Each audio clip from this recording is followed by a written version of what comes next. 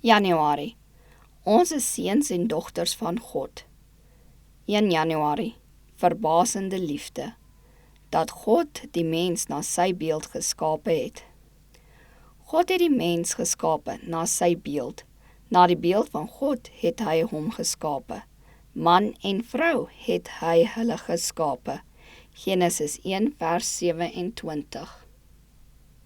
Die ganse hemel het 'n diep en vreugdevolle belangstelling in die skepping van die wêreld en van die mens geopenbaar. Mense was 'n nuwe en afsonderlike orde. Hulle is na die beeld van God geskape, en dit was die Skepper se voorneme dat hulle die aarde sou bevolk.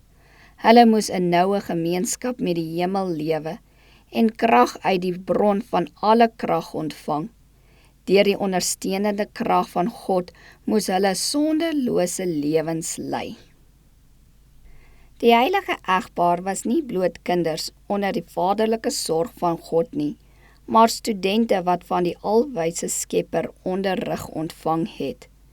Hulle is deur engele besoek en gemeenskap met hul Maker is aan hulle toegestaan, sonder 'n verdonkerde sluier tussenin. Die verborgenhede van die sigbare heelal, die wonders van die volmaakte in kennis, was vir hulle 'n onuitputlike bron van inligting en vreugde. Die wette en werking van die natuur waaraan die mensdom al 6000 jaar lank studeer, is deur die ewige Skepper en instandhouer van alle dinge aan hulle verduidelik.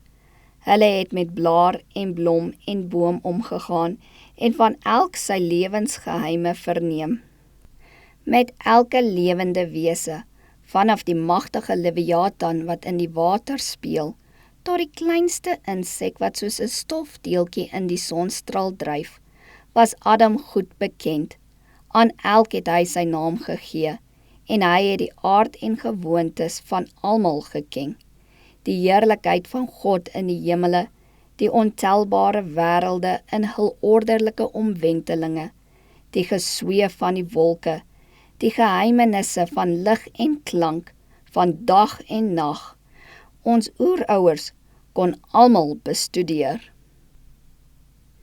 God het die mens as superieur wese geskape. Hy alleen is na die beeld van God geformeer en besit die vermoë om 'n deelgenoot van die goddelike natuur te word, om met die Skepper saam te werk en sy planne uit te voer.